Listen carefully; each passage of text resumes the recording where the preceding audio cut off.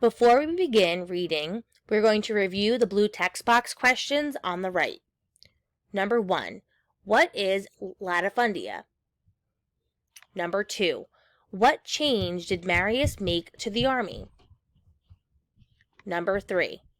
Why do you think the Gracchus brothers were killed? And number 4. What was the purpose of bread in circuses? Problems in the Republic.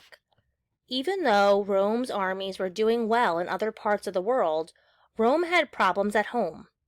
By 100 BC, many plebeian farmers could not work on their farms because they were in the army. Others had watched the Carthaginian army destroy their small farms. At the same time, rich Romans were buying land. They formed large farming estates called latifundia. Enslaved people from Carthage worked the land. As a result, the rich charged less for their crops than the plebeian farmers did. This caused plebeian farmers to go out of business. Many farmers went to Rome's cities for work. Jobs were hard to find and did not pay much. Roman politicians feared that the plebeians might riot. To prevent a revolt, they offered poor people cheap food and free shows, called bread and circuses. Tiberius and Gaius Gracchus, brothers, wanted to stop rich people from taking small farms, asked the Senate to return some of the land to the poor. 133 BC, some senators killed Tiberius. 145 BC, Gaius was killed.